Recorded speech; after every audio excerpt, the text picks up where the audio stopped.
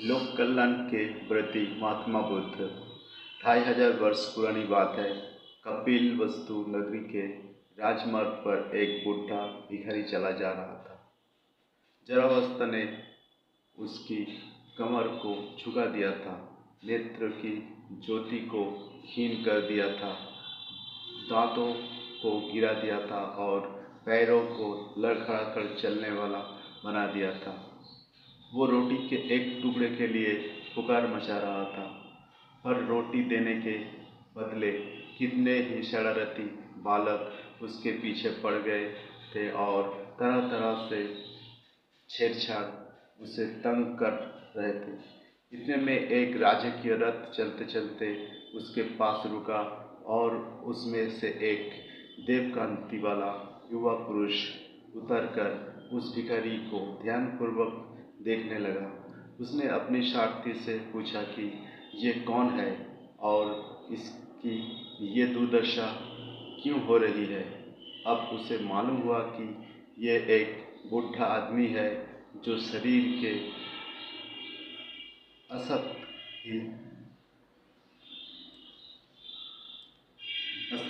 हो जाने से जीविकार्जन के असमर्थ हो गए हैं और भूख की व्यथा को दूर करने के लिए इधर उधर रोटी मांगता फिरता है।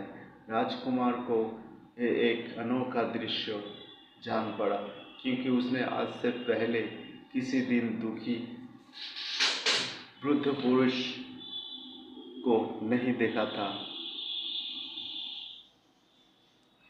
किसी दिन दुखी वृद्ध पुरुष को नहीं देखा था।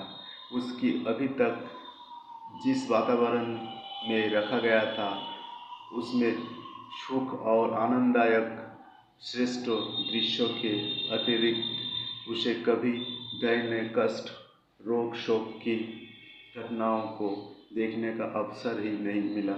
आज संयोग से मार्ग में चलते हुए ऐसी जर्जर और निकृष्ट अवस्था में पहुँचे हुए व्यक्ति को देखकर उसकी आंखें खुल गई। ये राजकुमार गौतम थे, जो आगे चलकर महात्मा बुद्ध के नाम से प्रसिद्ध हुए। गौतम शाकंभरी वंशीय राजा शुद्धोधन के पुत्र थे। उनकी माता महामाया उनको 7 दिन का ही छोड़कर मर गई थी और उसका लालन पालन सेवक और दासियों द्वारा किया गया था। इनके जन्म के समय किसी ज्योतिष ने ये कह दिया कि ये आगे चलकर यदि घर में रहे तो एक पराक्रमी सम्राट बनेंगे और जो गृहत्यागी हो गए तो बड़े धर्म प्रचारक और लोकसेवी सिद्ध होंगे। इस भविष्य कथन से राजा शुद्धोधन का हृदय शंकाकुल हो गया था और उन्होंने ये व्यवस्था कर रखी थी कि राजकुमार को सदैव अत्यंत सुख और प्रसन्नता के वातावरण में रखा जाए और उनके सामने सांसारिक दुख, रोग, शोक की चर्चा भूलकर भी ना की जाए। ये कारण था कि राजभवन के दास दासी उनको सदैव आमद प्रमोद और मनोरंजन में लगाए रहते थे और संसार की वास्तविक अवस्था के संपर्क में उसको कभी नहीं आने दिया जाता था। इसी से जब अकस्मात एक दिन उन्होंने एक जराग्रस्त दीन दुखी भिखारी को देखा तो उसकी बड़ी गहरी प्रतिक्रिया हुई। अभी तक तो वे संसार के सब लोगों को अपने ही तरह सुखी और आमद प्रमोद में जीवन व्यतीत करने वाला समझते थे, पर जब उनको अनुभव हुआ कि संसार के वास्तविक रूप ऐसा नहीं है और उसमें अनगिनत व्यक्ति अभावग्रस्त, कष्टपूर्ण और तरह तरह की व्याधियों से व्याकुल जीवन व्यतीत करते हैं, तो उनके कोमल हृदय को बड़ा धक्का लगा और वे इस समस्या का मनन करने तथा उसके प्रतिकार का उपाय ढूंढने लगे। गौतम का हृदय आरंभिक अवस्था से ही सब प्राणियों के लिए संवेदनशील था और वे किसी का कष्ट नहीं देख सकते थे। इस संभव में एक व्याख्यान बहुत प्रसिद्ध है कि एक दिन उनके एक निकट संबंधी देवदत्त ने बाण चलाकर उड़ते हुए हंस को घायल कर दिया और वो पंख फड़फड़ाता हुआ गौतम के पास ही आ गिरा। उसे देखकर इनके मन में बड़ा करुणा भाव उत्पन्न हुआ और वे तुरंत ही उसे उठाकर शरीर पर हाथ फेरने लगे। इतने में देवदत्त आ पहुंचा और उसने अपना मारा हुआ हंस मांगा, पर इन्होंने देने से इनकार किया और अंत में यह विवाद राजा शुद्धोधन के समीप पहुंचा। वहां पर गौतम ने यह दलील दी कि मारने वाले से बचाने वाला सदैव बड़ा हुआ करता है, इसलिए इस हंस पर देवदत्त का नहीं मेरा अधिकार है और मैं इसकी प्राण रक्षा करूंगा।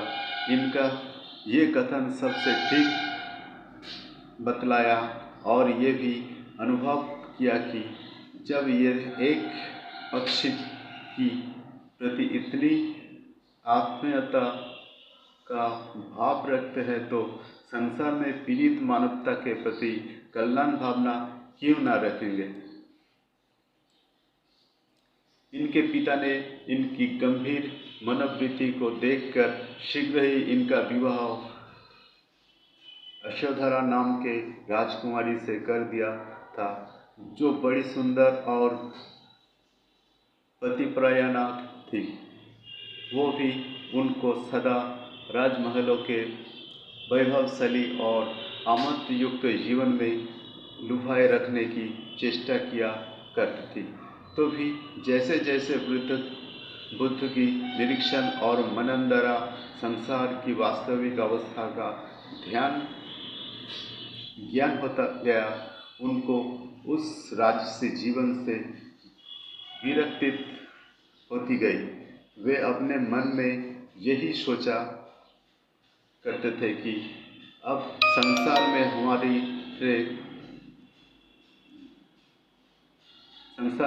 हमारे ही आसपास के स्थानों में इतने अधिक व्यक्ति भोजन, वस्त्र, मकान, औषधि, परिचर्या के बिना कष्ट सहन कर रहे हैं, तो मुझे इन सुरम्य महल में रंगरलियां मनने का क्या अधिकार है।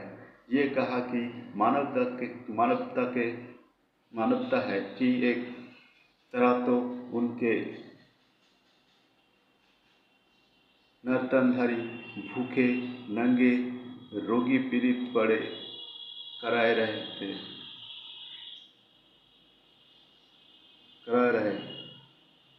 हैं और 10-20 राजवंशीय व्यक्ति शूरा और सौंदर्यों को आस्वादन करते हुए असंख्य धन तथा मानव श्रम की बर्बादी कर रहे हो। नहीं, ये स्पष्ट अन्याय है। अब तक सबको साधारण जीवन निर्वाह की सुविधा ना